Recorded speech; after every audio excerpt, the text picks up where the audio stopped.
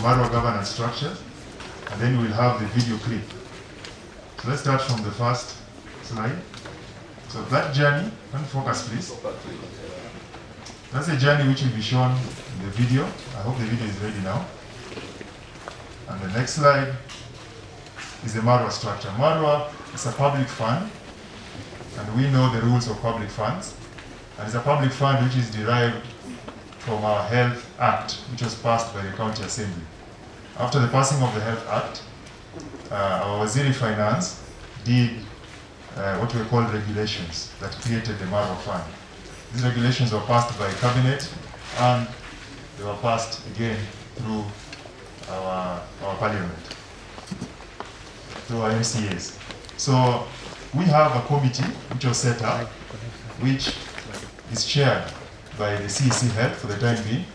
It is the governor's prerogative to choose a chair from within or without. But to carry this forward, we decided that let the CEC head be the first chair.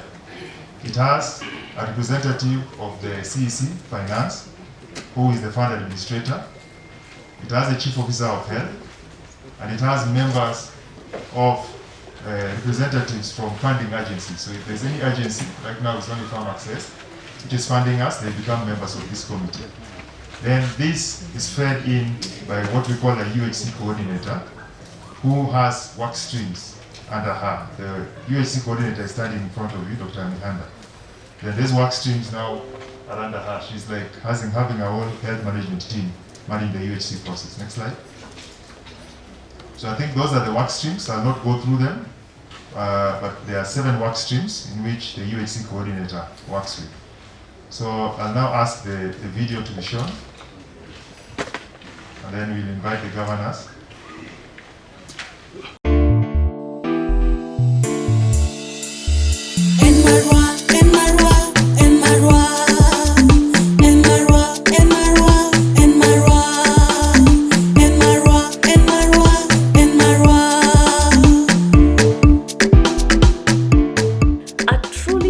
Nation is measured by how healthy her people are. But how can this wealth be achieved when one out-of-the-pocket expenditure is still higher than 40% of the total health expenditure in majority of African countries, where millions depend on a daily wage for survival? In 2017, the county government of Kisumu set up an ambitious plan of making healthcare affordable and accessible for all its citizens by establishment of a universal health insurance scheme. We are starting our own universal health coverage in Kisumu County, beginning with those who are not able to pay for NHIF. So, Marwa's Alternative Health Fund is aimed at covering 90,000 households in Kisumu County. And we have done a thorough research, and we have found these households. In 2019, the Kisumu County Health Act, stipulating mandatory health insurance for all Kisumu residents, was lodged and passed at the Assembly, giving the green light to the establishment of the scheme. However, questions still arose on how the less fortunate would comply and pay for insurance premiums. Was it going to be truly accessible to all? On 21st September 2020, Kisumu County partners with Farm Access for funding of a county social health insurance cover for all its residents. Kisumu County then signed a memorandum of understanding with the NHIF of a payment of premiums to selected beneficiaries. On 16th of October 2020, Marwa Kisumu Solidarity Health Cover was unveiled.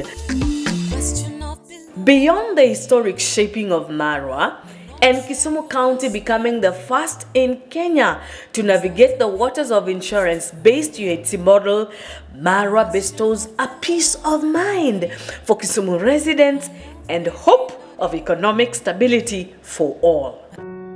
Ne achandora kabisa kanya radio operation Nakuru.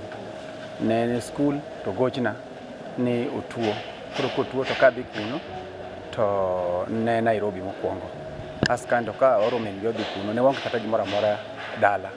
To operation wach nitere operation daktari pimo wach nitere operation.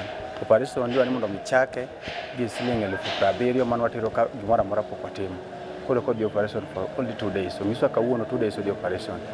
Ne wabedo gi shida kabisa kogochwa ka wandala. Account na nangi only 30,000. Idoro 70. Ne an gi NHIF to ne na dongi gowi ne poka chudo for 2 months. I mean for 2 weeks. For 2 months. Koro kana dhi kuno to misa ni ogenyal cover nyaka tiek gowi. Kaseti gowi cha ka keno 3 days eka koro gino bedo eka kar account na bedo active. Koro ne awinjo naneno matek ahinya. Alafu nochuna madhi akawo jamni mane an godo. As nitie mchele mana keto stock kaka ng'ama jopur na keto mchele moko stock na biro nyiewo seche ma school fees mag nyithindo go chopo. Nochuna ma nyaka dhi nyiewo mchele go Marius 110,000 on top of 70,000 mondo timo logistics kigole Nairobi kitere. We are going to reduce deaths, we are going to increase life expectancy, and we are going to improve the quality of life. Those are the expected impacts because it is going to include those who cannot remove money from their pocket when a disease comes, and it will not lead to what we call catastrophic expenditure. Membership in the Marwa scheme affords one the NHIF super cover, giving access to in- and outpatient services, road ambulatory services, referrals, maternity services, dialysis, kidney transplant, surgical services, oncology, radiology, chemotherapy, MRI, and overseas treatment. At the onset, Marwa took care of the less fortunate. Going forward, plans are underway to ensure that all residents of Kisumu get covered. The group that we are now going to is the people who might be having some little money, who are not indigent. They pay, they work, they pay, they sell vegetables. They have some work that they are doing, but they are still not insured. And that is the group that now we are trying to capture. So we are trying to see a way in which we can bridge all these people so that Marwa covers all of us. Marwa ni kitu nzuri kwa sababu mara mingi si watu bodaboda, mara mingi wanapata ajali, mara mingi unapata labda wakati unaendesha pikipiki, hiyo upepo mara mingi una affect kifua. Na mara mingi ni kitu inakuja na kushika wakati ujitarajia, kwani sio kitu inabisha hodi. Ndio kitu unashika mara moja ushagonjeka kwenda hospitalini. Na ukishaenda hospitalini gharama ya maisha sasa ni maisha ngumu. Yenye huwezi kujimudu kama huwezi pata msaada kutoka mahali popote. Mimi upande wangu ningependa kuwahimiza watu wa bodaboda, hii kitu ya Marwa ni kitu mzuri. Inaweza tusaidia hapo mbeleni. There are some vulnerable women. They cannot afford even 200 shillings per day. But they can come out with an initiative. Educate our mama, even if it is 100 ama 10 bob per day. So that they can, at the end of the day, they collect something and they pay for the NHIF. Marwa not only takes care of the premiums payment for the residents of Kisumu, through its institution, the public health system in Kisumu is set to be lit. Our idea when we started Marwa was to focus first on how we can bring our first public facilities up and improve quality so that they are able to compete with the private and public facilities. Open up Marwa so that we have healthcare service access across the board. Hii Marwa tuweke nani iwe kitu ya maana, tunaona kama kitu yetu. Lorraine and Nyong'o, Kisumu County. So we belonging. Let's secure and protect affordable, accessible, quality healthcare.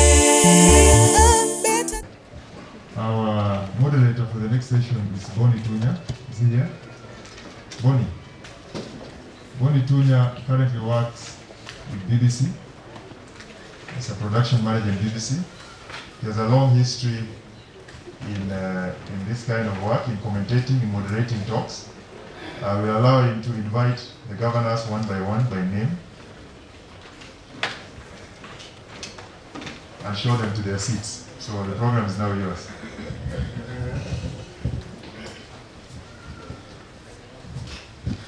Good morning, ladies and gentlemen. Come on. Good morning, Kisumu. Okay, who's not from Kisumu? That's how Kisumu people greet each other. So let's try it again. Good morning, Kisumu.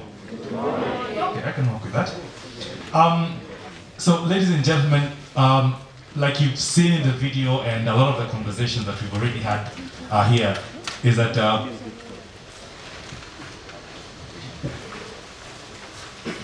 sorry, I've been reminded that I skipped a part. I apologize. We have not welcomed our guests officially into this county. That should happen before anything happens, and that will be done by our Deputy Governor, Dr. Awili. I apologize for that, Mr. Secretary. Karibu, Dr. Awili.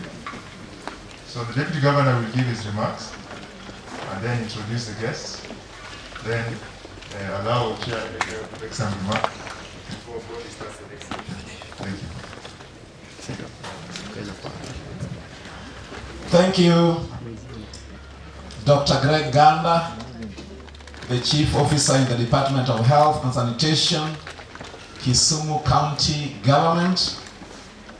We are here this morning for a very important session. I am going to shortly be introducing our guests who are here to be part of this historic occasion led by the Governor of the great county of Kisumu, Professor Peter Nyong'o. But just like with the previous speaker, I tend to think that this is a happy day, even if not for you, but for the people of Kisumu, and especially those of them who are indigent, because after this session, and I think they're already enjoying the benefits, by the way, so we should be happy for them. So good morning, ladies and gentlemen. Good morning, ladies and gentlemen. Good morning. Yeah, that sounds better. You know, today is International Women's Day. And we have women in the room. Are we there? Yeah. Can we hear some sigala-gala? I know the governor will be wishing all of you a very special day as the father of the county government of Kisumu. But ladies and gentlemen, we have the following dignitaries with us here today. One is that we have Professor Peter Nyong'o, the vision bearer for the county of Kisumu, the dreamer of UHC, and especially for the indigent population that we are launching here today. So karibu sana, Governor. It is your home, but we still have this pleasure of welcoming you. We have His Excellency Mwalimu Mutahi Kahiga, the Governor of the great county of Nyeri. Karibu sana. Wapi sigala kama ya Governor? And then we have one of our very most valued friends, all the way from the county of Siaya, the land of champions, His Excellency Dr. James Okumbe, also representing the Governor of Siaya. Tumkaribishe. And then we have the gentleman sitting at the helm of NHIF as the CEO, our very good friend, Dr. Peter Kamunyo. Tumkaribishe. DG. I know what you.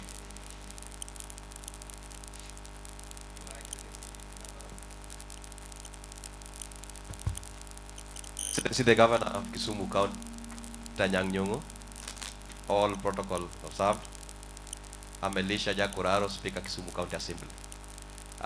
So much for getting this moment to make maybe just a brief remark. I want to appreciate all the stakeholders to the extent we have traveled in regards to the Marwa insurance arrangement for indigents in Kisumu County. I remember sometimes back we were with the governor in Nairobi and we were meeting the team from Farm Access, and it was like a dream. And as we were talking, we said this is the best way to go. And when the CS, the Minister for Health in Kenya, Kagwe was in Kisumu, and we were somewhere in Maseno, the town university. There were some remarks that were made, and I agreed with them, and I think I talked to the governor, I told him this is the way to go, and we should be ahead of that. When you came, it is supposed to be 100% funded by the government. But the truth of the matter is that it's sustainable if we go that way. And the approach that is given in Marwa, I want to tell you the truth that when UHC is going to be launched for the whole country, probably that could be the approach. Your Excellency, the Governor of Kisumu, Professor Nyong'o, other governors present, Your Excellency is present, the top officials of the county, my CEO and board member, accompanying the team from NHIF. I want to say good morning. Morning again. Asante. Professor, I have a lot of attachment to Kisumu. I have served within local government for a long time, and after devolution, also closely followed what happens in this region. It was a trip mainly covering us within the county government. Kisumu is a town of many fasts. I remember the world voted to make it the Millennium City, attended that function. It had many things to its credit, and the world over is admired. Recently, I was with you in Marrakesh, Morocco. You made a bid for Afri-Cities. You were successful, and I wish you well in its organization. And today, we are witnessing similar fast moves. The Marwa launch. And mine is to say, first, Mr. Robert Duba, I am not the chair, vice chair, but standing in for the chair, just for the purpose of clarity, so that I'm not accused of to be the chair of NHIF. Now, just 2-3 points I want to make. Universal health coverage is actually a universal concept. The world all over is trying its best to into the health schemes that will serve its citizens. Mine is just to highlight the things that NHIF is trying to do to walk this walk with you. The government of Kenya is geared towards attainment of universal health coverage as a country, of course, and among the key priority developments agenda is the Big Four, where health becomes one of the major fields within the four. The agenda was initiated with USC pilot, which was done with 4 counties. Here, the first 4 counties, which was the pilot counties, you also came #1 in terms of being among the 4 in the country. That there was Kisumu, there was Machakos, there was Nyeri, and there was Isiolo. And we learned a lot from this process. And you did not discard that knowledge. You put into business, and that is where we are today. That is one great thing that you have done, and we'll continue walking this journey with you. For the purpose of NHIF, Your Excellency, I want to assure you that the following activities are taking place. Many of them have been done to completion, more or less, and among them is the amendment of NHIF to fit into this process of universal health coverage. Amendment of the NHIF Act to align it to the UC agenda. That is the business we are in, to make sure that the Act, which is a little bit older now, it's aged, is compatible with this process happening today. We have also done review of NHIF organizational structure and the staff reorganization to suit into this process of universal coverage. We have also tried to make a reduction in administrative expenditure through optimization or through enhancing operational efficiencies. These are all geared towards fitting into this agenda of universal health coverage. adoption of biometric registration and identification of NHIF beneficiaries. We have also done or adopted electronic claims processing system so that we minimize physical intervention by persons. We have had a lot of experience of fraud, pilferage, and many other things, of course, between the providers and the NHIF, health providers and NHIF, and we are trying to minimize all this so that we get maximum benefit from the UHC process. Review of benefits package in response to the needs of our beneficiaries, and creation of member, employer, healthcare providers, self-care platform, so that you can go in and do business as if you are independent, and it works, and it's going to. In conclusion, Your Excellency, the Kisumu County's journey towards attainment of UHC is one to be emulated by all counties that really care, which they all do. That's why they are there, for its people. It's out of power. The launch of the Marwa Kisumu Solidarity Health Cover for the financially vulnerable residents of Kisumu County is an indisputable gesture that the county government of Kisumu considers health of its residents as a key priority.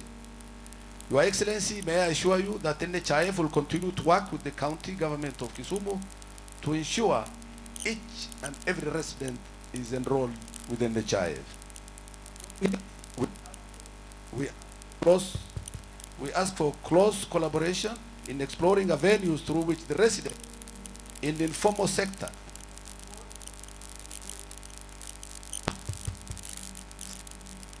just concluded.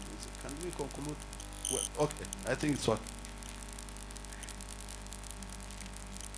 Such as small-scale traders, border artisans, Juakali artisans,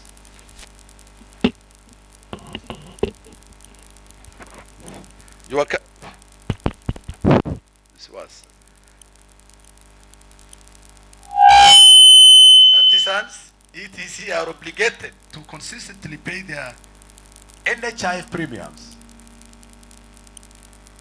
e.g. enforcing through business licensing to remove the burden from the government, since they can actually afford to pay for those premiums. They are affordable, and so on.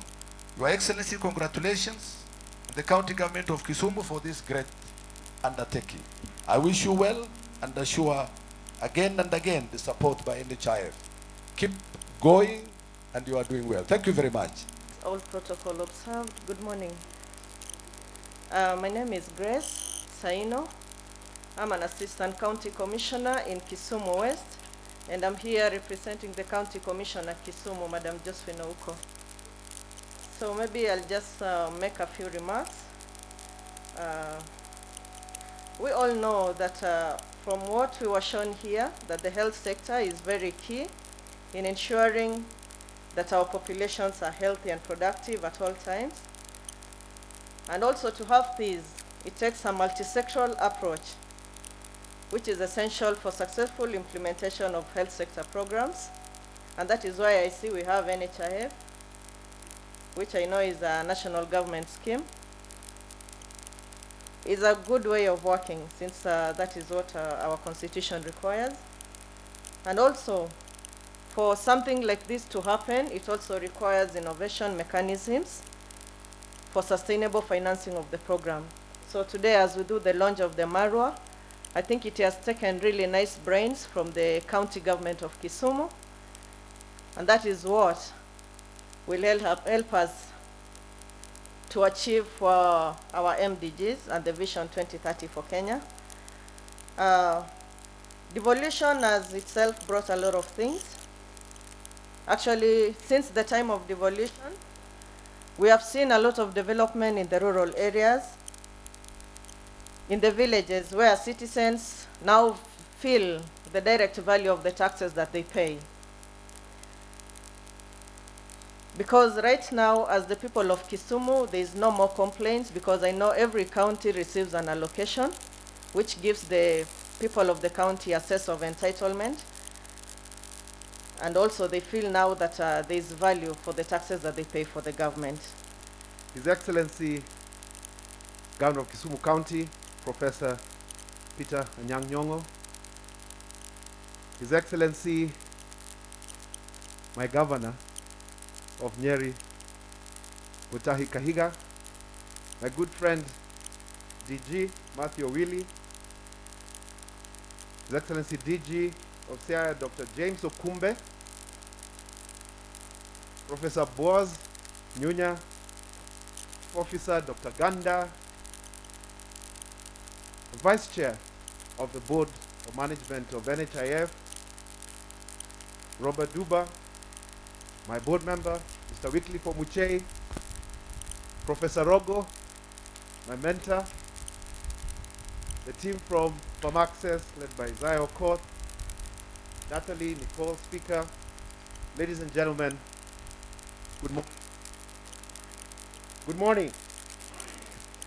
You know, fabulous, delighted to be here today celebrating this launch of Marwa Solidarity. And the reason I'm fabulously delighted is because we know that universal health coverage is a journey, not an event. And I can say, His Excellency, I have witnessed this journey from the time when we had the pilot in 2018, things that we drew from that. It was an engagement of many forward gears, garnering the learnings to get us to this step that we are at today. So for me, it is extremely, extremely delightful to see that we are making these steps towards universal health coverage. And not just alone, because also as NHIF, we appreciate this close collaboration that we have had to co-create with the county government of Kisumu and ensuring that the county residents have access to quality, affordable healthcare services, which is in line with NHIF's mission. And I'm going to read it verbatim, which is to contribute towards universal health coverage in the provision of affordable, accessible, sustainable, and quality health insurance through strategic resource pooling, as we have seen the interplay with also the partners, and healthcare purchasing. And you can hear about the scale up of the service providers with stakeholders, in collaboration with stakeholders. That is our mission. You can go to our website and check. Now, with His Excellency the President's Big Four agenda and universal health coverage being one of the big four pillars, we have also been on that journey with the government and also with the ministry. And as the previous speaker said, we have had programs to support the indigents through the health insurance subsidy programs, through Linda Mama, through Edwafia. And all these were aimed to support the indigents, because to achieve UHC, which is ensuring that not less than 80% of the population have access to quality care that they need without financial hardship, we must be in a position to support those who cannot. And we were having a conversation with His Excellency, the Governor, earlier today, and saying to achieve UHC is actually very easy. Those people who can pay, to pay, identify those who cannot pay, the government or systems to support them. Now, the last population census identified about 5.1 million Kenyans as poor and requiring support. This is close to It's about 5.1 million, yes. And the government's commitment towards getting to UHC started by identifying these people and supporting 20% of them, about 1 million households across the country. And this was divided, and this is phase 1, and it shall be scaled up. But let me circle back to Kisumu so that I can repeat again why I'm fabulously delighted. In Kisumu County, the identified indigents were 121,335. What are we celebrating today? Today we are celebrating sponsorship through Marwa Solidarity Cover of 90,000. In addition to that, there's a further about 22,000 households that will be supported under the government program that's supporting indigents across. What does that make? It's about 111,000 thereabouts. We were doing the math earlier on because of other things. What does that mean?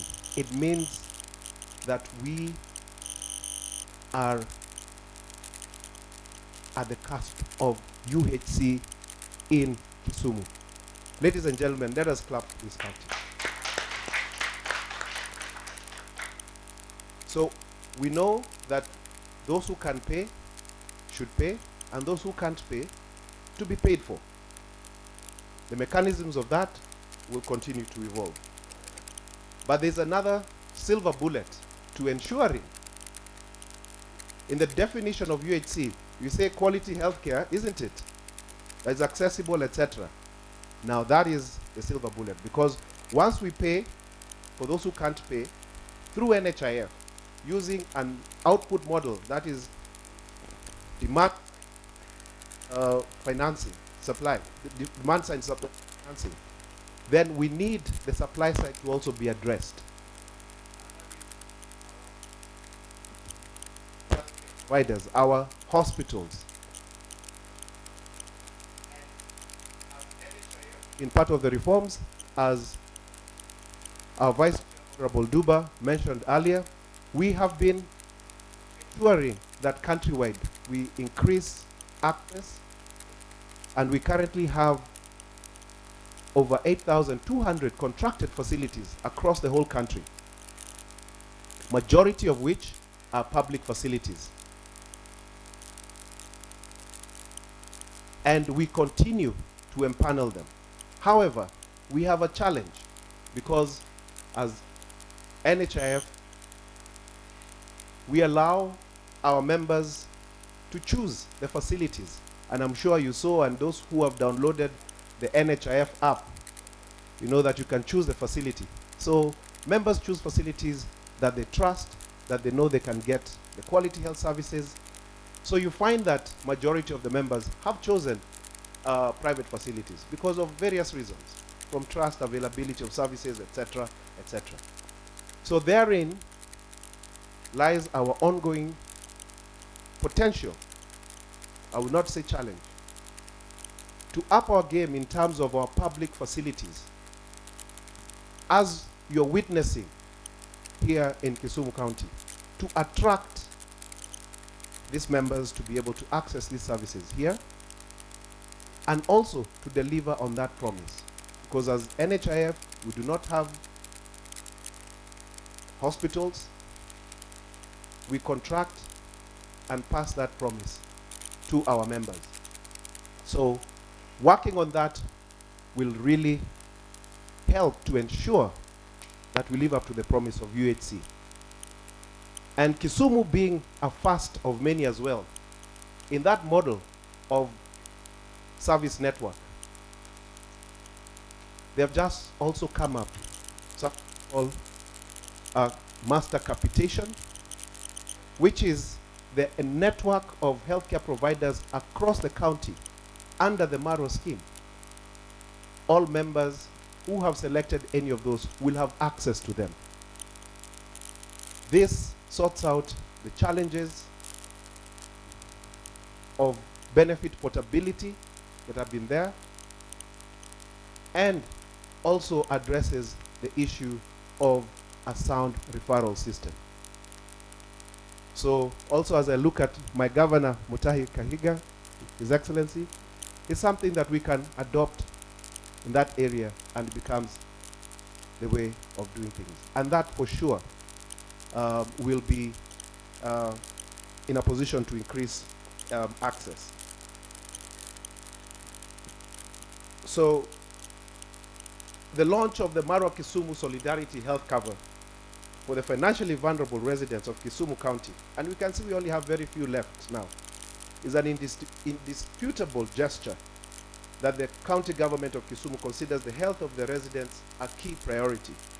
This leaves an indelible mark in all sponsored households and indeed the residents of the county, since some of them were either directly or indirectly bearing the burden of their insured populace. So it's not just those who have been sponsored who will benefit. Also those of you here who have been funding those hefty bills, you will get some relief. So we hope that such scenarios will now be a thing of the past with the rolling out of the Marwa cover. And for that, we say kudos to the county government of Kisumu, specifically to His Excellency Governor Professor Nyong'o for his visionary leadership. So as I conclude, may I reassure you, the county government of Kisumu, under the leadership of His Excellency the Governor, that NHIF will support you to be the benchmark for other counties on successful attainment of UHC through health insurance, which will be a great boost to the President's Big Four agenda. Congratulations, Your Excellency, and your government for this great gesture to the people and residents of Kisumu. Thank you so much, DJ. To the Governor of the great County of Kisumu, Professor Peter Nyong'o, the Governor of Nyeri, Governor Mutahi Kahiga, the Deputy Governor of Great County of Kisumu, the CEO for NHIF,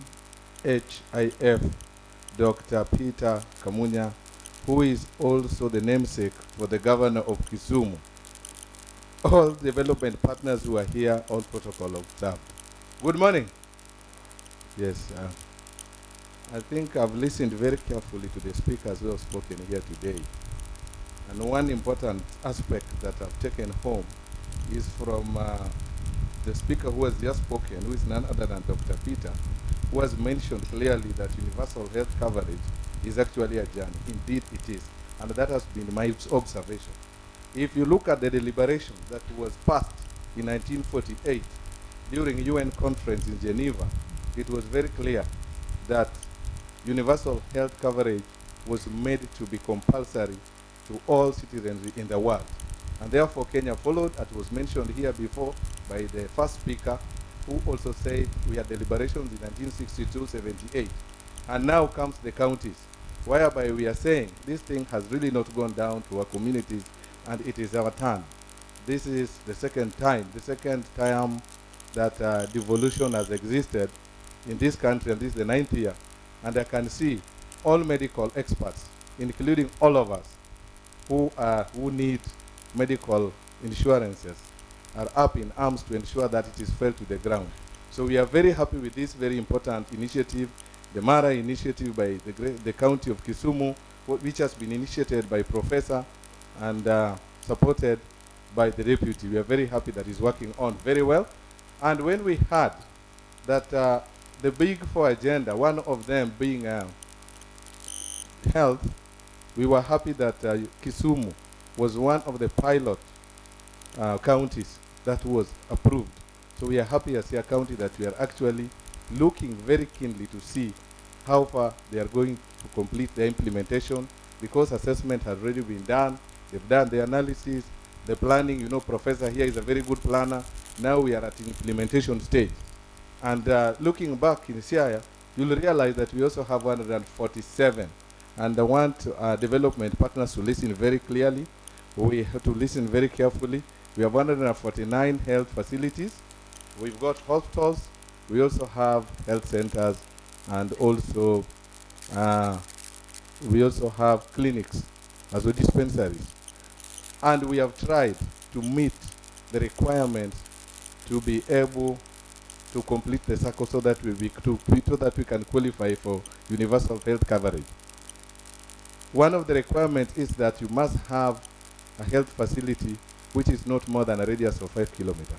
Ours is about 4.2 kilometer radius. So we've done so well to an extent that we've gone much deeper to the communities, whereby we have come up with community health volunteers. We call them Nyamrerwa in Siaya. And we have we have recruited 2,180, and also we had what we call community units. We have about 221 and 90 community health assistants. These are people who can be able to give us information. They can communicate with health experts from all our health facilities in Siaya, so that we know what is happening. And of course, we know we have over 10 different diseases such as malaria in our county, apart from other diseases that we have, outbreaks that can happen. And that's why I really agree with what Dr. has said, that this is actually indeed work in progress. Some advanced countries have already implemented it. Newly advanced countries have done it. But now, as developing nations, we are struggling because when we have outbreaks, any pandemics like HIV, right now we are battling COVID-19, it takes us back. So with that, it is very easy for us to get a data on what is happening on the ground. So with that, we have also given the Nyamrerwas a lot of gadgets like cell phones. We've given them testing kits for malaria, a lot of things so that they can be able to coordinate with our offices at the clinic level, so that when there are any other diseases that we have encountered, then they can be managed very fast. So that's how far we have gone. Coming to universal healthcare, we have managed health coverage. I'm not a medical doctor, so I'll be mixing universal health coverage and the healthcare, so you have to forgive me. We have tried to ensure, actually we have given them health insurance, all of them. And then with the management of the offices, especially the employees of Sia County, most of them have been covered, and that is work in progress. And that is why we've come here today to benchmark and see how it can be implemented in the whole of Sia County. So to date, we are very happy that Kisumu has done very well. We have a high-profile health professionals who have come to witness this occasion. I don't want to talk more because I know we'll have sessions that we are going to talk. Otherwise, thank you very much, and may God bless you.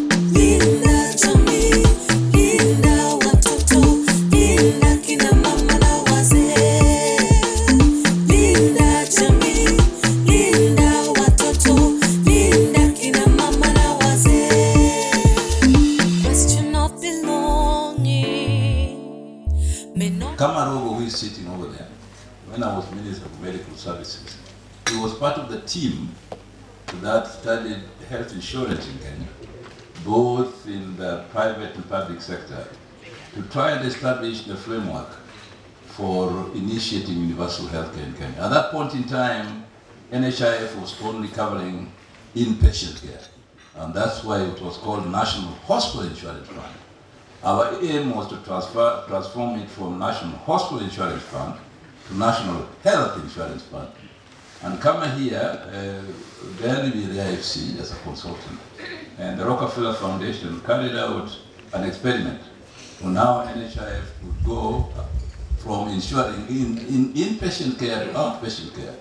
And I think Kama has a tremendous experience from that time, even if not before, on what to do, what to avoid, and how to get success. So I hope this morning we can give the Governor, Kama, and Professor Kibwana a lot of time to wrap up the argument of the discussion we're having this morning. Thank you. Thank you very much, Professor. And I'm told Professor Futa Kibwana is joining us via link. Your Excellency, if you can hear me, good afternoon from Kisumu County. We're just starting these conversations, and you are perhaps the only one with the most experience as far as this conversation of UHC is concerned. So if you could hear me quickly, if you could just, in a sense of your opening remarks, give us a sense of what that has been for Makueni County.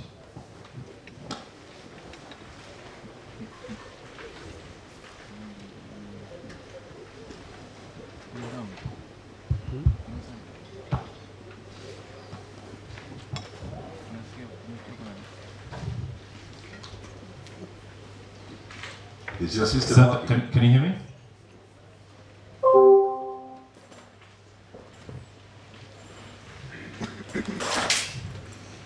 Okay. Do we come back a little later? All right. I hear the biggest term in 2020 has been please unmute your microphone. So, Governor, I will come back to you in a moment. But let me bring in the Governor Kahiga. I mean, from 2018 to now, just give us a sense of your interaction with this model and what it promises. Thank you very much. Good morning. Is it good morning or good afternoon? Good afternoon. Maybe I would want to begin by saying what UHC is not. The notion that UHC is free medical services, I think should be banished from everybody's mind as we begin this journey, because that is where we float. It is not fiscally possible to provide a free medical care in this country, and I don't think there is any particular successful rollout of such.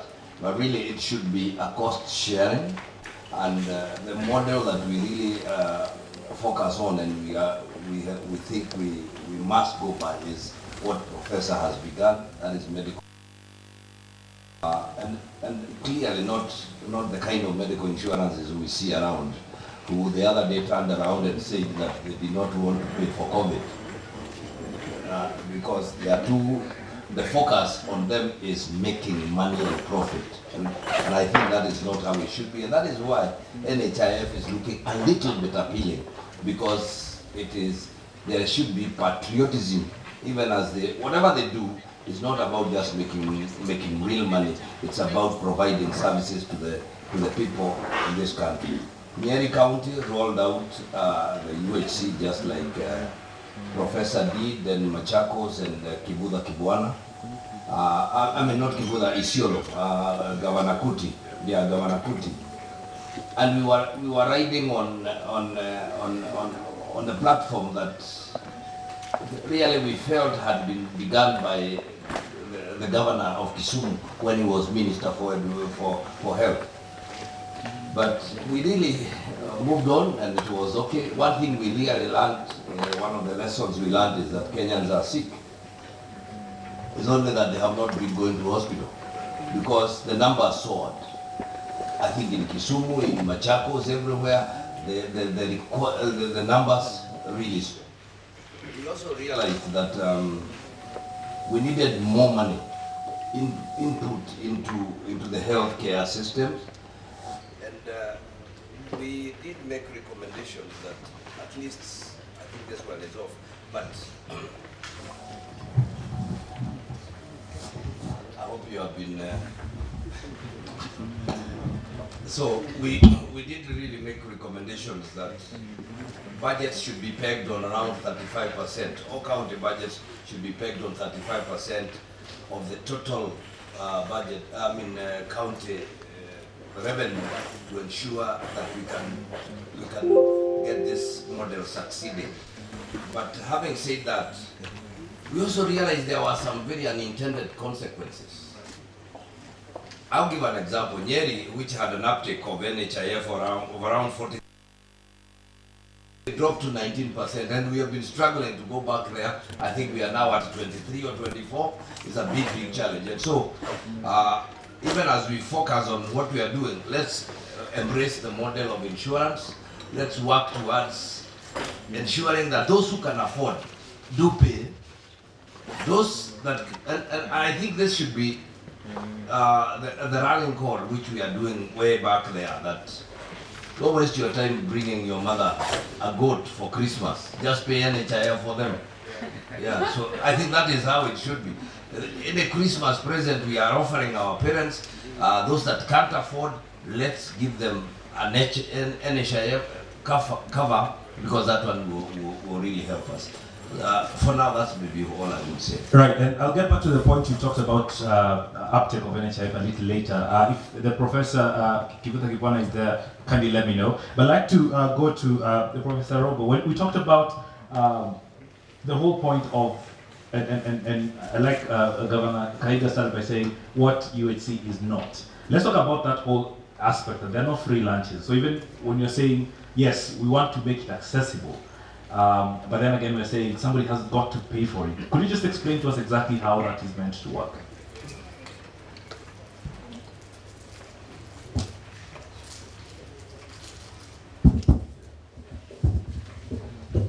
Thank you very much, and it's an honor to join this elite team up here. First thing is I do agree, and I want to underscore what the governor said, that there is nothing like free healthcare. Healthcare has to be paid for by somebody. It's either paid for by government through your taxes, or you pay directly through your pocket, or you have an intermediary that can be called an insurance scheme. The healthcare system that we inherited at independence was the old British system, where the government was promising its people that we have doctors, we have facilities, we have medicine, go thee there and you will get care. Britain abandoned that after the World War, but they never changed it here. So they started their own insurance scheme, but here we continued with what was already obsolete. And it is this obsolete system that we are still struggling right now to change. The key thing here is that how do you pay for health care? Do you pay by establishing hospitals and so on by government and telling people to go there and they'll get everything? We have tried that since independence and it hasn't worked. And my biggest disappointment was that when the pilot started in the 4 counties 2 years ago, we went exactly to do the same failed thing. How Kenya, 50 years later, could go and experiment with what had failed, I will never be able to explain. The modern way of financing healthcare is through what we call demand-side financing, where you empower the consumer through the card that you give the consumer that guarantees the consumer the kind of care and choice of where they go to. This is where insurance comes in. It is not necessarily more expensive, but it is more efficient and it gives the consumer dignity. The old system, the consumer has no dignity. They're at the mercy of the provider. When there is nothing, they send you away. When there is something, they tell you come. When the consumer holds the card, then they are the ones now who decide when to get care, whom to get care. So anybody who opposes what is happening here in Marwa and so on is living, number one, in old school. Number two, they are afraid of accountability. And number three, they're afraid of empowering and giving dignity to our people. When you have a card, however poor you are, you have the dignity of the richest person. And this is what Marwa is trying to do to the indigents in this country. I'd like to just push back a little bit. Thank you.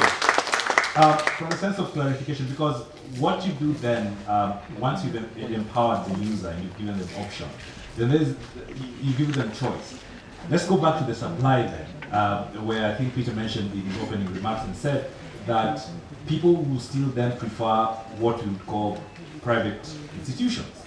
How then do we address that? Because you've empowered everybody in this room, but then nobody wants to go to a facility that is next to them. Thank you very much. I think that you have to step back and ask yourself, what is the holy trinity of the health system? The holy trinity of the health system consists of the 3 legs of the African stool. One is money. Which money, whose money, and how is it gathered and used? 2 is management. Who are the managers of these facilities and with what accountability? It doesn't matter whether it's public or private. That comes later. And 3 is human resource, what we used to call manpower.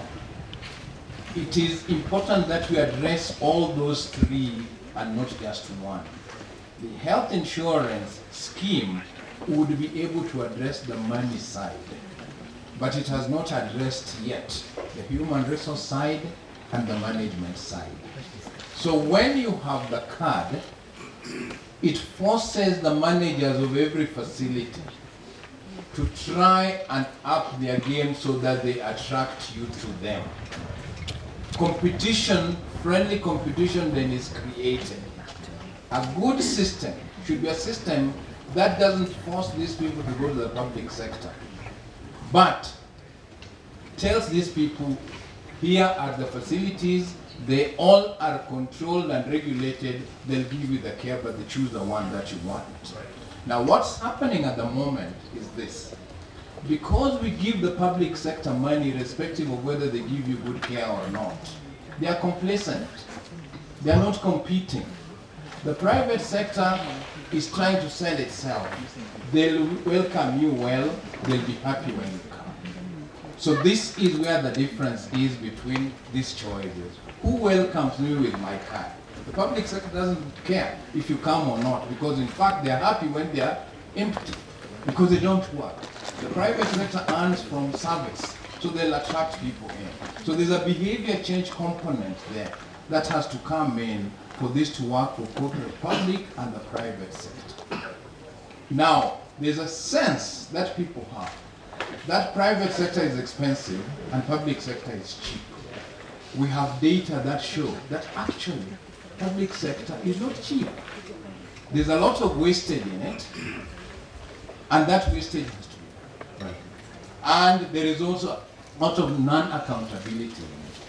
So if we are going to make this system work, then we have to ask the public sector to have the same kind of stress and accountability to earn money as the private sector. Now, one thing Kisumu is doing is this. They are first of all covering the poorest. All our public facilities complain that they serve the poorest, but the poorest cannot pay. So they have to write off the debts.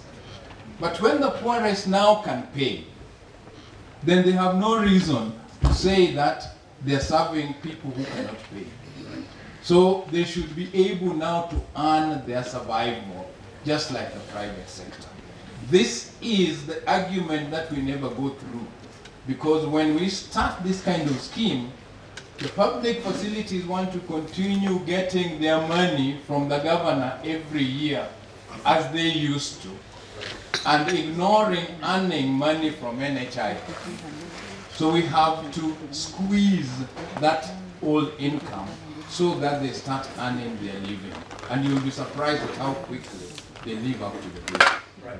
And Professor, we'll get back to the money question shortly. I see Governor Nyong'o wants to say something, but I'm told Governor Kibwana is live with us. So if you could hear us, we already have started proceedings. I don't know how much you've missed, but we really wanted to get a picture of the Makueni experience, since if you look at Kenya, you probably have the most experience in this, in a sense of provision of the UHC.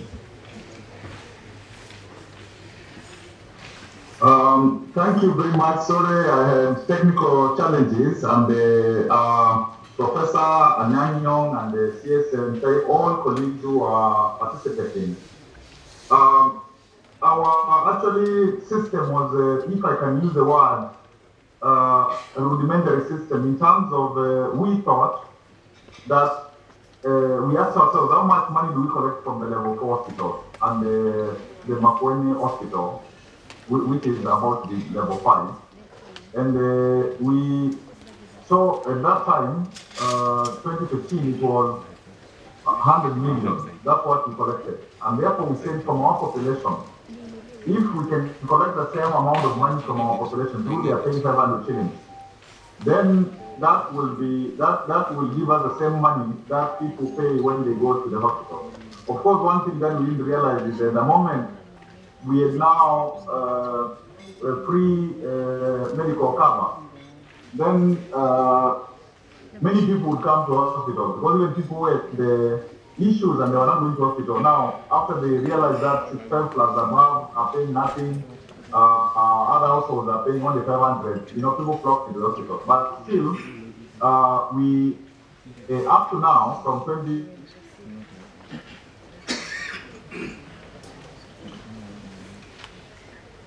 Okay, can you hear us, Professor? Yeah, the joys of technology. We seem to have lost him, but we'll get back. Once he gets back, please let me know. Governor Nyong'o, I'd like to come to you. There are 2 points that were thrown out there. First, there's the issue of, one, this thing is not free, so we need to figure out a framework of that. I'd like if you could just walk us through the experience of Marwa in terms of designing that financing model for this thing. But Marwa means ours. Although it is designed for the indigent, it is ours as a whole. And this underscores the point that people even get operations, inpatient, the things which are subsidized are few, like if it's a cancer, chemotherapy, if it is dialysis, if it's like implants. So it has actually worked continuously, but of course, health takes a lot of the budget because like most people employed are health personnel. So I would myself ask if we can study the Makwini situation and then get a basic one from that, and then now have a top-up of the NHIF, like for the indigent now, and to encourage everybody else, like in Laikipia, to, and I think Kisumu, Machakos, Isiolo, nearly the pilot one, encourage them now to have UHT, but even the point that was being made about private sector involvement, that's very, very critical as well, because when people go to NHIF, there's a tendency for them to go to the private facilities rather than the county facilities, and even the doctors going into the private ones are still county doctors and other health personnel. Governor Kipwana, let me just get a few more from you before we lose you again. Let's talk a little bit about the apathy of people still wanting to visit the institutions they used to because they're familiar with them, they perceive them as better quality, etc. What was the Makueni experience? How did you overcome that?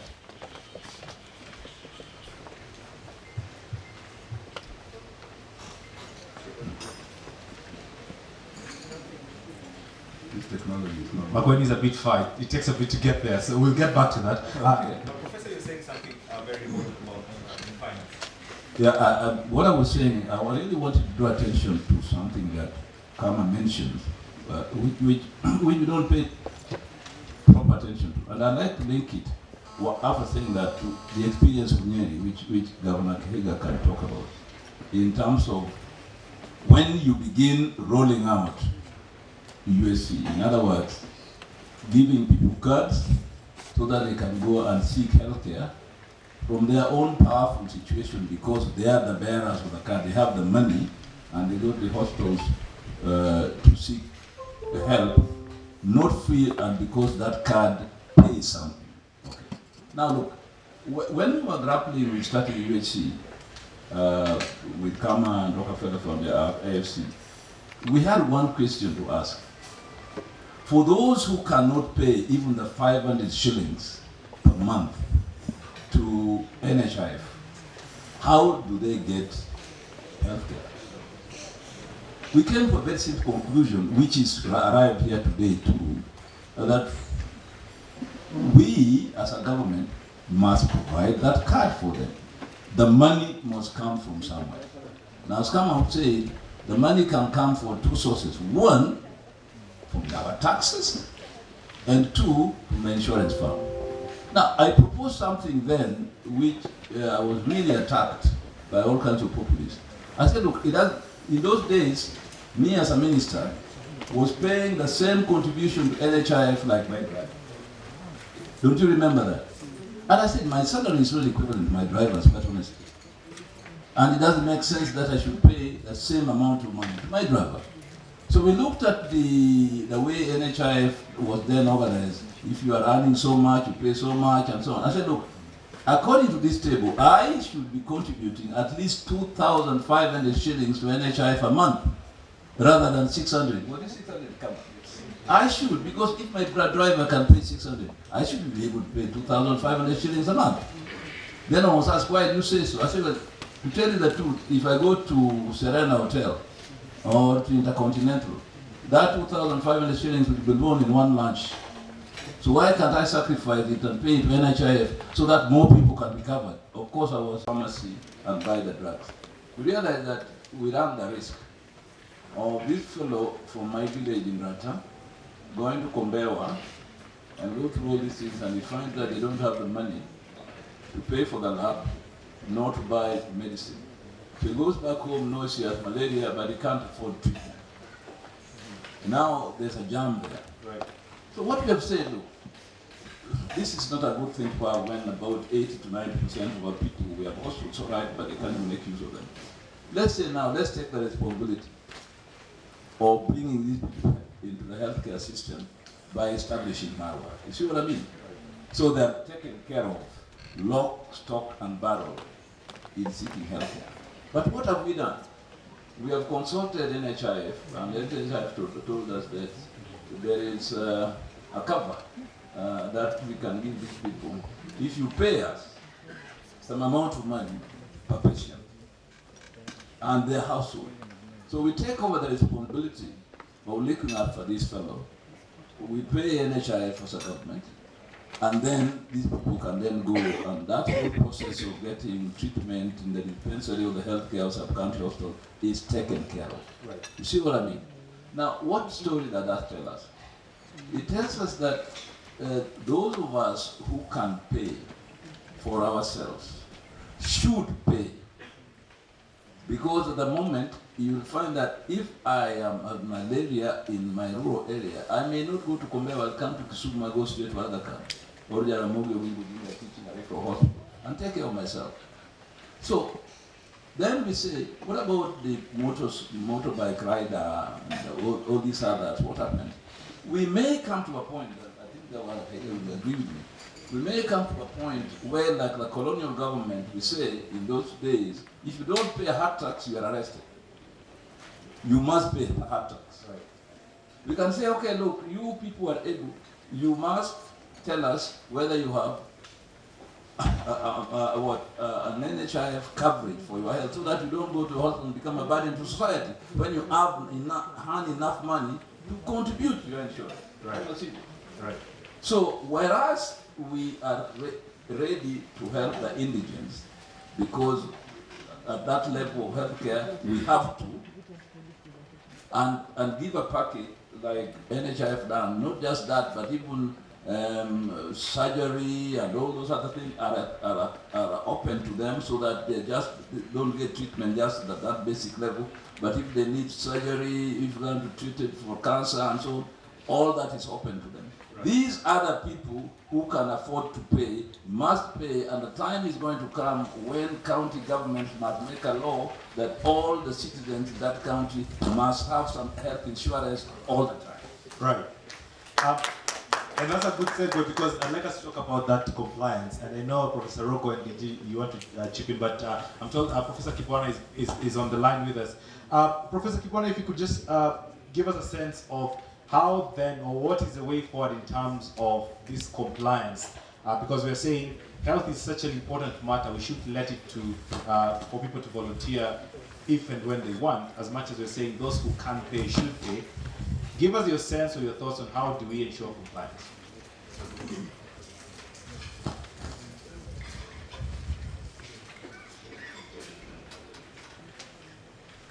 Says that?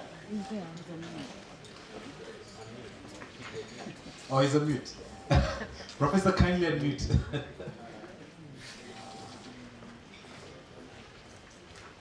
Okay, as wait for Professor to unmute.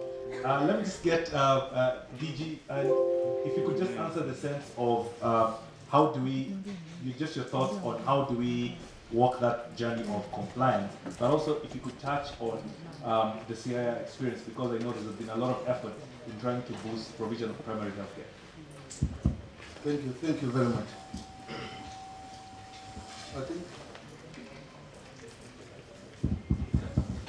I think for me, so many things have been said, which I don't want to repeat, and I want to appreciate the contributions from Prof. Kamarogo that taxes that insurance cover, we still have to be paid, directly or indirectly, whether through taxes or through insurance fund.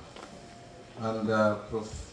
Nyong'o has also mentioned clearly that those who can afford will always pay, whether they like it or not, because it is a matter of life and death. And even those who cannot afford, those who can afford, will be compelled to pay for them. And also Professor Kahiga, or Governor Kahiga has also mentioned it very clearly here, that it's important that as we are looking at our public health, we should also look at the private sector and see how we can be able to assist. And the CEO has mentioned that very important, when you have the public, then it is clear that you can augment it to private, and therefore everybody will have health insurance. And from the videos that have been played here, we have looked at it very keenly and we've seen how that has been captured.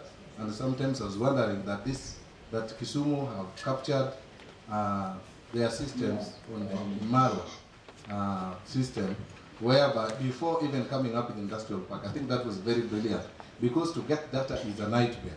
Now for us in Sia County, we've gone through CIDP. All counties must go through CIDP. That's the only model that we use. And through the CIDP, we have decided that everything that we do through public participation.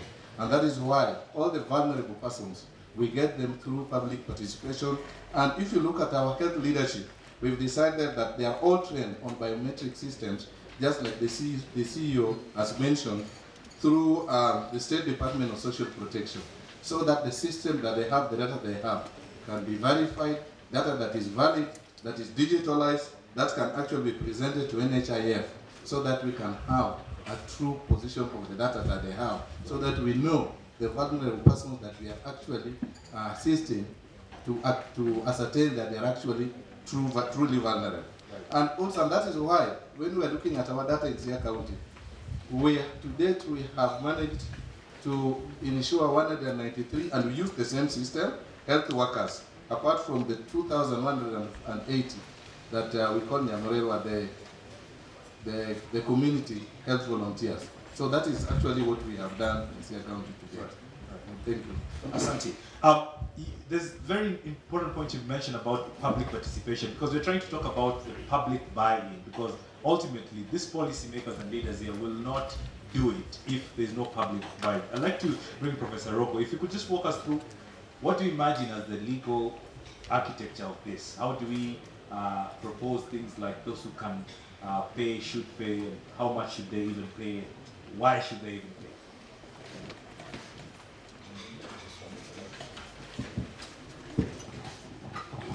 Thank you very much. I think that we may be skipping some important things in understanding what's happening. This event here would be my 15th event in an African country where social health insurance is being universalized. And it's very, very clear where we make our mistakes. The first mistake that we make is that we don't distinguish what is right for a particular country and make it work for that particular country. NHIF in Kenya is extremely unique.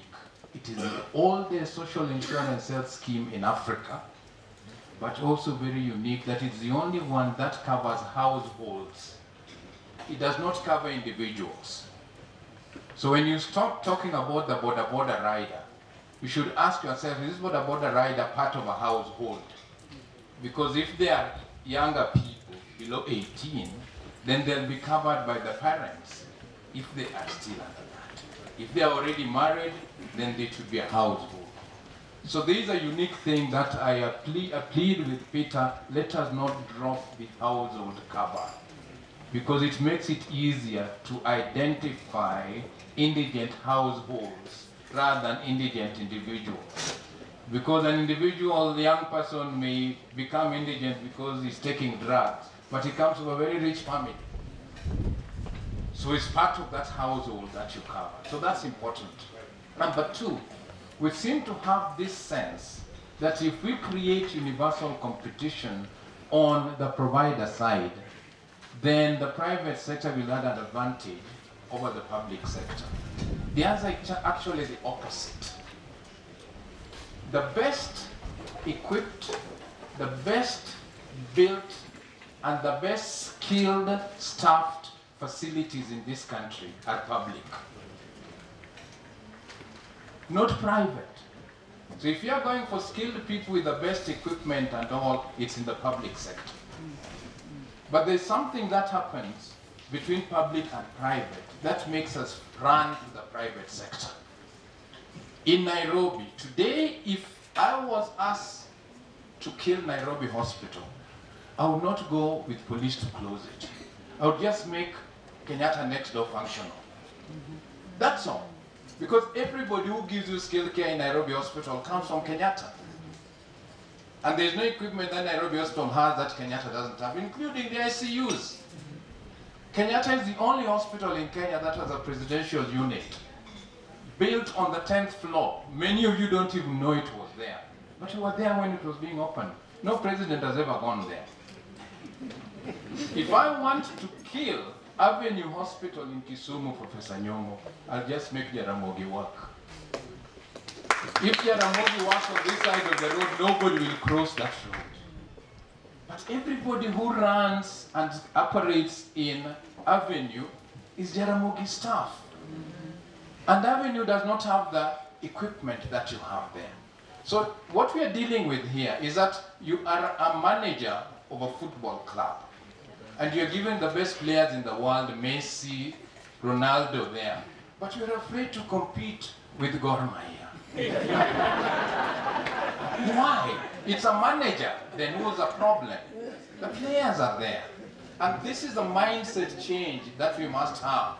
That once we make these facilities work, Nairobi Hospital will reduce their charges immediately. Yes. Aga Khan will reduce their charges immediately. So there'll be no expensive care. So that's the first thing that we need to do. The second thing that we need to do is that for you to start claiming any success in universal health coverage, your first and primary responsibility is to cover indigents. Cover the poor. The moment the poor are attractive to the providers, then you've solved your problem. The moment they have card, you will see Aga Khan going for these poor people who have cards, because they can pay like everybody else. The moment then you cover indigents, then do the next thing, which I think Professor Nyong'o is trying to say here, but I'll say it because I'm not in politics. Make insurance coverage mandatory. So it doesn't make sense to me for us to have mandatory car insurance in this country, but not health insurance. And nobody complains when they have a car, that's why you're forcing me to pay insurance. You can't get to the roads. So the amount, once the poor who say that they can't pay are paid for, everybody else can pay. And we can show them that when you pay, then you are going to be taken care of. So let's go that next step in Kisumu and in Nyeri and say, in these counties, if you are here, you're doing business, you live in this area, you pay these 500 shillings per month. Right. Sir, we can afford it. Right. Right. What people are afraid of is when they pay, will Peter be able to cover them appropriately through the facilities that he has given them the list of? And this is where we go to Peter and say, Peter, the people of Kisumu have already paid. Are you going to pay up? And if he says so, then we take him to his word and we have won this war. This is the simplest thing that we can do in this country. Right. Interesting. Very, very interesting. I'd like us to talk about the money a little bit more. But Governor Kahiga, you want to add something? Okay, let's move on, because I'd also like to open the session to the audience. But before you talk about the money, correct.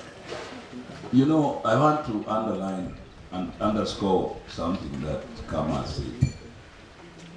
There's no God-given reason why public hospitals, dispensaries, and health centers and so on cannot function even much better than private ones, because they have in the past. I remember Kenyatta National Hospital, even King George VI Hospital that it was then, patients could leave Nairobi Hospital and go there, if I remember well. And the hospital was so clean, so well run, that Africans had no other alternative but go to King George VI Hospital. Even though soon after independence, doors were open to Nairobi Hospital, which was for Europeans only. People only started going to Nairobi Hospital when the running, the running of Kenyatta National broke down. Pure management system. Right. And when people who were working there were ferreting medicine from the hospital to their clinics, okay? And when certain services there were not working properly. I remember when I was Minister for Medical Services, I decided to hire a non-medic, an administrator, Richard Lesiampe, to go to Kenyatta National Hospital and just change the administration. And Kenyatta changed, you remember? From somebody who knew how to manage it. And who, rather than having vested interest as a doctor or something, just looked at the system and said, this is the way the system. You correct us, what's wrong with you? Just to run it properly. Right. And I think we have a challenge which we have to accept in the public sector. We don't sometimes seem to run our facilities well. And then this idea of quivering, or eating where you work. You are in charge of a pharmacy and you'd rather take the medicine out of the pharmacy and give it, the hospital's a pharmacy, and give it the private pharmacy not too far from the health facility where you work, where then it's sold to the public. I hope you have observed a certain phenomenon in our public facilities. There is always a pharmacy not too far from those public facilities, lingering somewhere, near the gate or somewhere out of the fence. These are realities we have to live with. Unless we as administrators and governments and so on deal with these concrete issues to clean up the system so that USC can work properly, we shall be trying to take help the people and be sabotaging the system itself. These are the things we have to face for the system to work better. Right. And finally, if you go to Cuba, for example, the whole health system is public, really. That doesn't mean that they're not private facilities. They're private facilities because when you go there and you're not a Cuban and you want some help there, they will tell you to go to a private facility. But when you go to those private facilities, the amount of money they charge you is so low that coming from Kenya, I would think that this is a public facility, okay? Because the public facilities are so well run and so user-friendly, okay? And so efficient and they give quality healthcare that the population goes there without worrying. Right. Great. Like I said, I want us to shift gears a little bit and just talk about the money and sustainability and how do we keep these things running. We've talked about so many stools today here. Let's add another stool. So let's talk about PPP. What really is the role here of private-public participation in such a venture? I'll start with you, Peter, but also I'll perhaps open later on to a member of the audience to give me a sense of that. And how then do we create environments that enable this kind of relationships? Yeah. First of all, our system is you would say a well-oiled PPP machine, because that is how it works. However, from the conversations we've been having, you have noted that there are certain areas that would need some improvement. And I will share with you a bit of shocking statistics, and His Excellency Governor allowed me to do this. Of the top 20 institutions that we reimburse in Kisumu County, there's only one public facility that features in terms of the value of reimbursement, and that's Jaramogi Oginga, and it stands at number 9, not even close to top 2. So that tells us that there is a lot that we can do, yeah? And that also tells you that we actually pay. We pay huge amounts of claims every month, and we're even looking at improving that system to an e-claim system so that, and I hope also for the public facilities, it will make it easier so they don't have to lodge the claims.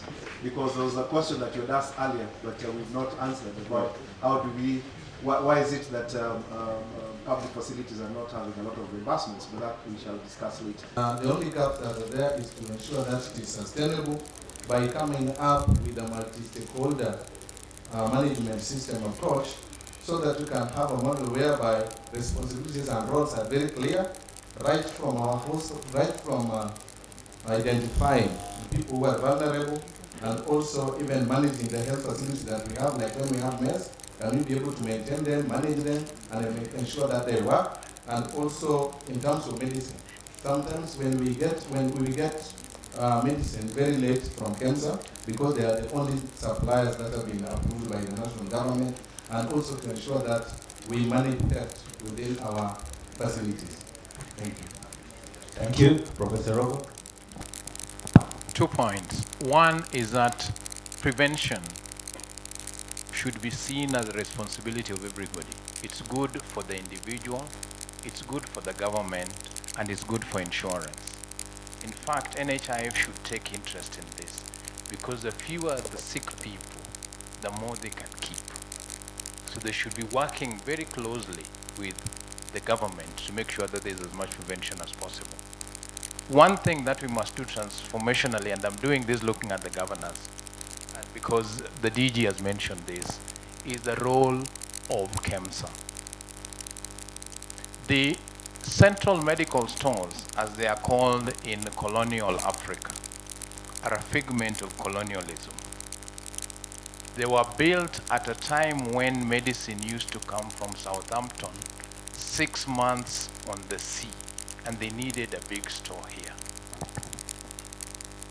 Nowadays, medicine is manufactured in industrial area. You don't need to go and store it somewhere and then distribute it.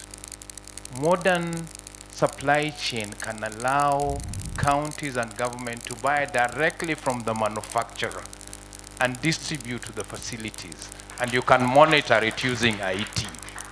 This country, the country of M-Pesa, cannot continue with something called central medical stores. You can reform it, but it will come back to do exactly what it was meant to do, let you down. Right. Governor Kahiga. Thank you, Professor. I agree with you in totality. Ladies and gentlemen, Marwa means ours. It will be a big tragedy if Kisumu wakes up one morning and believes that this is a program for the governor. We will flop. If it is Marwa, let it be Marwa. Let it be ours. Let everyone do what they are meant to do to make this program succeed. Thank you. Thank you. Professor, take us home.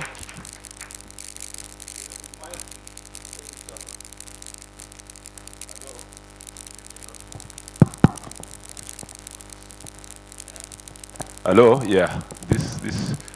I think we have come to an end, so your job is finished. Go and sit down over there, please, because I want to harakisha this thing. Not too many formalities. Gentlemen, thank you so much. I'll only have Governor Kahiga here. Kamas, thank you very much for what you have contributed this morning. It was very useful. DG, thank you very much. Hawa jamaa mtatie hilo stand hapo. Tuendelee na kazi ambayo inatakikana sahihi, kwa sababu we want to come to the close of this meeting. Ama sivyo? Makofi kwangu basi. Governor Kahiga came here on behalf of himself and on behalf of the chairman of the Council of Governors, Martin Wambora, Governor Martin Wambora. And therefore, as my chief guest, he's going to officially close this conference. But before I invite him, I want to say the following. 1, Marwa, as the governor said, means ours. Let us own it. 2, let us look at all the impediments that may make us fail and confront them frankly. For example, Kama has mentioned something about KEMSA. KEMSA has been an albatross around our neck in the Council of Governors.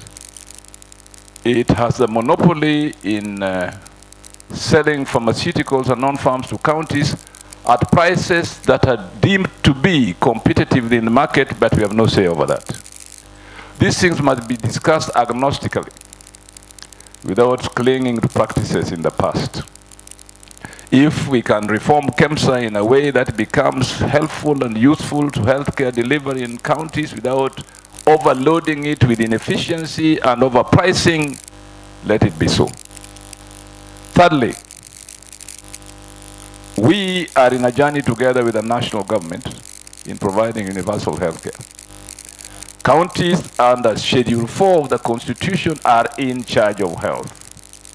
And therefore, in making policy regulations and providing money, let us work together as partners to deliver services to our people without one becoming an albatross around the neck of the other one. And I hope it shall be so. And finally, we are in this journey too with those development partners of ours who have come around to ensure that healthcare is also a global problem. COVID-19 has demonstrated very clearly that the defeat of pandemics cannot end within a boundary or a thing called a nation, but it must be embraced by all members of humanity who, after the Second World War, found it necessary to found the United Nations Organization and its agencies to confront world problems. Some of those agencies are here in Nairobi, UNEP and Habitat. And let us make sure that our agencies which are not headquartered here and had branches here, that this global responsibility that all of us have on the face of this earth, we confront it on the basis of equality and mutual social responsibility. Thank you very much, ladies and gentlemen. It's my pleasure now to invite Governor Kahiga to officially close this discussion today, bringing to you messages from our chairman, Governor Wambora, and assuring you that we in the Council of Governors, when it comes to health, for which I'm chairman, we are in it together. Governor, please. Thank you very much, Kamano. His Excellency, Professor Nyong'o. I'll read the speech on behalf of the Chairman of the Council of Governors, His Excellency Martin Wambora, who was not able to be here. Other distinguished representatives here, ladies and gentlemen, on behalf of the Council of Governors, I take this opportunity to express my pleasure to be present during this phenomenal official launch of the Marwa Solidarity Insurance Scheme in Kisumu. Ladies and gentlemen, this initiative by Kisumu County is the first among many. The county was a beneficiary of the UHC pilot phase supported by the national government back in 2018. There were several positive and negative lessons learned following the pilot, which I believe has informed this decision by the county to set up a county-based insurance scheme. I congratulate my colleague governor for leading the pack and walking where there is no path, but has chosen where there is no path in order to leave a trail. This is indeed admirable and a great step towards achievement of the universal health coverage, which is also one of the President's legacy program. Health insurance is an integral part of the UHC, as it will ensure that Kenyans receive quality, promotive, preventive, and curative, and rehabilitative health services without suffering financial hardships. Ladies and gentlemen, Marwa Solidarity Health Insurance will not only ensure expansion of the population under universal health insurance coverage and financial risk protection for the poor and the vulnerable groups, it will also ensure that the vulnerable population covered gets access to an explicit, unified, progressive health benefit package. Further to the pooling of resources under the scheme, the pooling of resources under the scheme will ensure availability of health resources for the delivery of health services within the county health facilities and also provide financial protection through the reduction of out-of-pocket payments by citizens when accessing care. County governments are committed to fulfilling the requirements of the Constitution to provide all citizens access to quality health care, including reproductive health and emergency treatment. We carry a heavy responsibility for the attainment of this task, with provision of health services being devolved to a great extent, it is my belief that other counties will borrow a leaf from Kisumu and put similar measures towards accelerating the attainment of UHC. Ladies and gentlemen, it is important to note that the journey towards UHC does not start and end at the insurance schemes. There is much more to be done to ensure that the health system is well prepared to deliver efficient and effective health service to all Kenyans. These include strict regulation of health provision to ensure that provider institutions are well regulated, that quality of care is assured, that health commodities and technologies are well regulated to help control health care costs.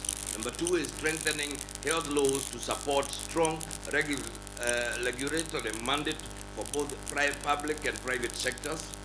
Number 3 is establishing mechanisms to strengthen human resource and also increase their availability. Number 4 is adequately equip all facilities, especially primary level facilities, and encourage external accreditation and support for patient safety, among others. Ladies and gentlemen, I take this opportunity to convey the assurance of county government's commitment to maintaining the momentum and focus towards attainment of UHC in Kenya. From the Council, our guiding message is collaboration, cooperation, and consultation for the delivery of quality, affordable, and accessible healthcare to our citizens. Once again, congratulations, Professor Nyong'o and your team. And now, ladies and gentlemen, I have the single pleasure of declaring Marwa Kisumu Solidarity Health Care both officially launched and this function officially closed. God bless you. Asante sana. A round of applause. And now I'll kindly request the governor to officially walk here. Let him be accompanied by the DGs, the CEOs, and we'll have to official launch of Marwa Solidarity Health Insurance. But certainly belongs to you. Question of belonging. My health may be not yours, but certainly belong to you. So in belonging, let's secure and protect affordable, accessible, quality health care. Better together. Afya yako ni afya yangu. Tujengane pamoja.